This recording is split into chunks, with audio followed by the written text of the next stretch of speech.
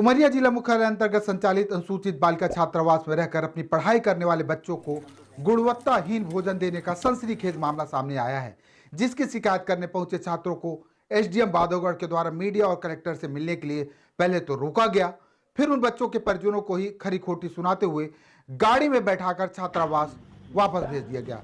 छात्रावास में रहकर पढ़ाई कर रहे बच्चों के परिजनों ने बांधवगढ़ एसडीएम पर अभद्रता करने का भी गंभीर आरोप लगाया है। हम आपको बता दें, उमरिया जिला मुख्यालय अंतर्गत संचालित बालिका छात्रावास में रहने वाले बच्चों को वार्डन के द्वारा भरपेट भोजन नहीं दिया जा रहा था और जो भोजन दिया जा रहा था वह भी गुणवत्ताहीन भोजन दिया जा रहा था, जिसकी शिकायत करने बच्चे कलेक्ट्रेट पहुंचे थे। जिसके बाद बांधवगढ़ एसडीएम ने उन बच्चों को छात्रावास वापस भेज दिया और उल्टा अभिभावक पर ही दबाव बनाने लगे और कहा कि आज अगर तुम्हारे बच्चों को तकलीफ है तो उन्हें अपने घर पर ले जा सकते हो। तो वहीं इस मामले में जब हमने बांधवगढ़ एसडीएम रीता डेहरिया से उनका पक्ष जानना चाहा तो उनने कुछ भी बोलने से इनकार कर दिया।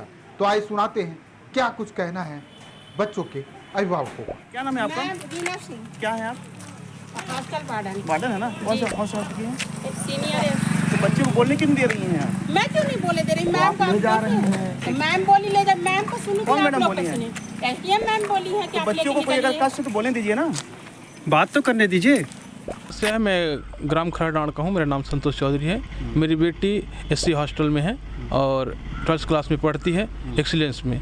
और मेरे बच्चे के द्वारा बताया गया है कि कई बार खाने से नाश्ते में कमियां दी जा रही थी, मतलब पेट भर खाना नहीं दिया जा रहा है और कहीं उसकी तबीयत ख़राब होती है तो वहाँ के अधीक्षक जो हैं रीना सिंह, वो बोलती हैं इनको मर जाने दो, मत लेके जाना दवाई वाई कराने के लिए, ऐसा बोलती हैं। और बताने पर मैं जब उनकी शिकायत को सुना और आया इनको कलेक्टेड साथ में लेके, तो मेरे को एसडीएम मैम डांट कर उल्टा सीधा बोलती, मेरे से बदतमीजी की बात न करना, मेरे से उल्टी सीधी बात न करना, तुम अपनी लड़की को ले जाओ अपने घर में रखो, ऐसा करके बोली है और मेरे को भगा रही थी। कौन बोल रहे थे? एसडीएम मैम बोल रही थी। आप क्या करने आए थे? मैं बच्चों के साथ में आया था।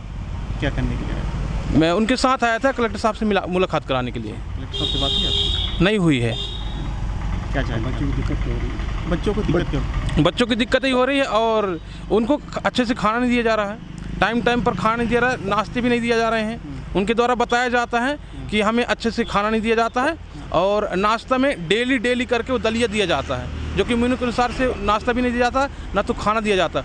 सब्जी में पानी के समान सब्जी दी जाती है, दाल में दाल पानी दिया जाता है, अच्छे से दाल भी नहीं दी जा रही है, ऐसा उनकी शिकायत है। और उनसे कई बार टोचर दे के और हॉस्टल में काम भी कराया जाता है, घास वास खिलाया जाता है, उनके द्वारा सब्जी भी लगवाई जाती है और बच्चे ना ही करते हैं तो बोलते हैं तुम हमारी बात नहीं मानते हो, हम ऊपर शिकायत करेंगे, तुमको हॉस्टल से भगा देंगे, ऐसा करके धमकी देती हैं। बेटी कैसे बताई? फ़ोन में बताई कि मिल के बताई? मेरे को फ़ोन में बताई, कई बार हमने कई पेरेंट्स आकर के मीटिंग भी किए, उनको बताया गया कि देखो इतना मत करो, आपकी बेटी हैं, आप अपने बेटी के सम्मान को रखो, क्योंकि जब हम हमारे साथ घर में हैं तो हमारी बेटी है, लेकिन आपके पास जब तक है तब तक आपकी सुरक्षा और आपकी बेटी है। तो उन्हें हमारी बातों को नहीं मानती हैं और सीधे उल्टी सीधी बातें असभ्य बातें बोलती हैं। एसपी मैडम क्या बोल रही थी? एसपी मैडम बोल रही थी कि आप मेरे से उल्टी सीधी बातें मत करो, बदतमीजी की बातें मत करो, ज़्यादा आपको तकलीफ है तो आप अपनी बच्ची को लेकर